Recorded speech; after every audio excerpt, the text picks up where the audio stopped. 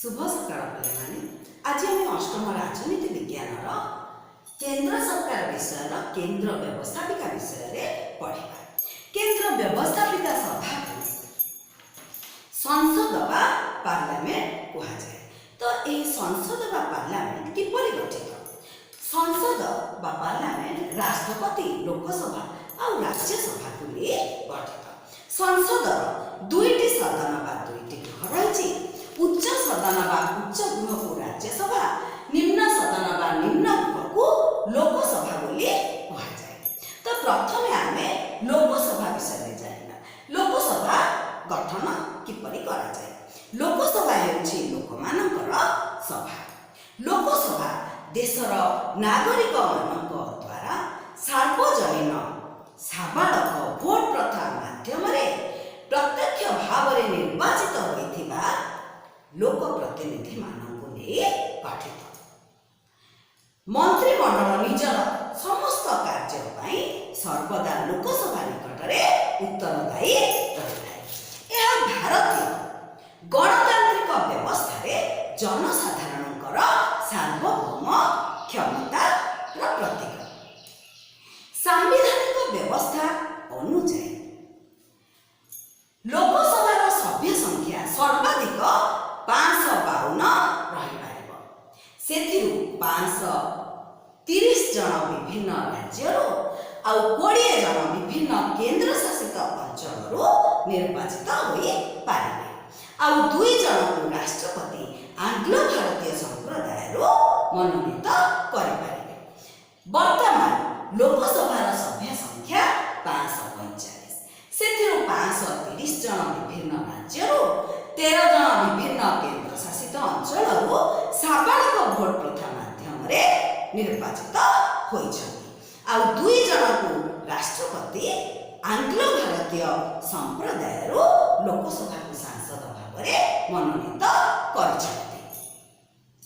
लोकसभा जनसाधारण को प्रतिनिधित्व करुथिबारु प्रत्येक राज्य आउ केंद्र शासित अंचल लोक संख्यार अनुपात को आधार करी लोकसभार सभ्य संख्या निर्धारण करा जायଥାଏ।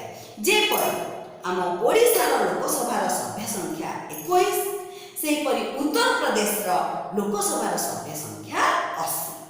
अनुसूचित जाति जनजाति मानक पई मध्य लोकसभा रे स्थान संरक्षित रखा जायछि।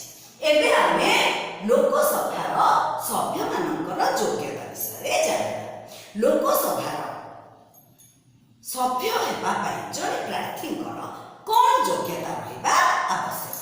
से जने भारतीय नागरिक होइथिबे, तांको अन्य 25 वर्ष बयस होइथिबो, से देवालिया बा मस्तिष्क विकृतिर व्यक्ति होइनथिबे, से केंद्र बा राज्य सरकार अधीन रे कौनसी लाभजनक पदवी रे अनुष्ठित नथिबे, से संसद द्वारा गणित आईन सम्मत समस्त योग्यता तांकर थिबो। एबे आमे लोकसभार कार्यकाल विषय जानिबा। लोकसभार कार्यकाल 5 वर्ष। 5 वर्ष शेष हेले लोकसभा आनुष्ठानिक भाव में भंग करा जायଥାଏ। किंतु प्रधानमंत्री परामर्श क्रमे राष्ट्रपति लोकसभा को 5 वर्ष शेष हेबा पूर्व भंग करदे पारନ୍ତି। जातीय जरूरी परिस्थिति समय लोकसभा आईन प्रणयन करी तार समय सीमा सर्वाधिक 1 वर्ष पर्यंत वृद्धि करि पारे। किंतु जातीय परिस्थिति प्रत्याहृत हेले प्रत्याहृत दिन ठारू एही वर्धित समय सीमा 6 मास रु अधिक होई परिबो नाही। लोकसभार प्रथम अधिवेशन लोकसभार एही 5 वर्षर कार्यकाल को गणना करा जायଥାଏ। वर्तमान आमे लोकसभार अधिवेशन विषय जानिबा। राष्ट्रपति लोकसभार अधिवेशन को आह्वान करिथांती, ताको अनिर्दिष्ट काल पर्यंत प्ररोग रखि पारथांती बा ताको भंग करदे पारନ୍ତି। राष्ट्रपतिଙ୍କର गोटे सांविधानिक कर्तव्य हेउछि जे से लोकसभार अधिवेशन को एपरि आह्वान करिवे जेपरि दुईटी अधिवेशन ସମୟ ସୀମା 6 ମାସରୁ ଅଧିକ ହୋଇପାରିବ ନାହିଁ। ଯେପରି ପ୍ରଥମ ଅଧିବେଶନର ଶେଷ ଦିନ ଆଉ ପରବର୍ତ୍ତୀ ଅଧିବେଶନର ପ୍ରଥମ ଦିନ ମଧ୍ୟରେ ବ୍ୟବଧାନ 6 ମାସରୁ ଅଧିକ ହେବ ନାହିଁ। ଲୋକସଭାର ଅଧିବେଶନ ବର୍ଷକୁ 2 ଥର ବସେ। ଲୋକସଭା ପ୍ରତିବର୍ଷ 3ଟି ଅଧିବେଶନରେ ମିଳିତ ହୋଇଥାଏ। ପ୍ରଥମେ ବଜେଟ୍ ଅଧିବେଶନ, ବର୍ଷାକାଳୀନ ଅଧିବେଶନ ଆଉ ଶୀତକାଳୀନ ଅଧିବେଶନ। ଏଠି ଜାଣିବା କୋରମ୍। ଯେଉଁ ନ୍ୟୁନତମ ସଂଖ୍ୟକ ସଭ୍ୟ ଲୋକସଭାର ସଭା କାର୍ଯ୍ୟ ଆରମ୍ଭ ହେବା ପାଇଁ ନିହାତି ଆବଶ୍ୟକ ତାକୁ କୋରମ୍ କୁହାଯାଏ। ଲୋକସଭାର କୋରମ୍ ସଂଖ୍ୟା ଲୋକସଭାର ସର୍ବମୋଟ ସଭ୍ୟ ସଂଖ୍ୟାର 1/10। ଆମ ଲୋକସଭାର ସଭ୍ୟ ସଂଖ୍ୟା 545। 545ର 10 ଭାଗରୁ 1 ଭାଗ 55। ତ କୋରମ୍ ସଂଖ୍ୟା ହେଉଛି 55।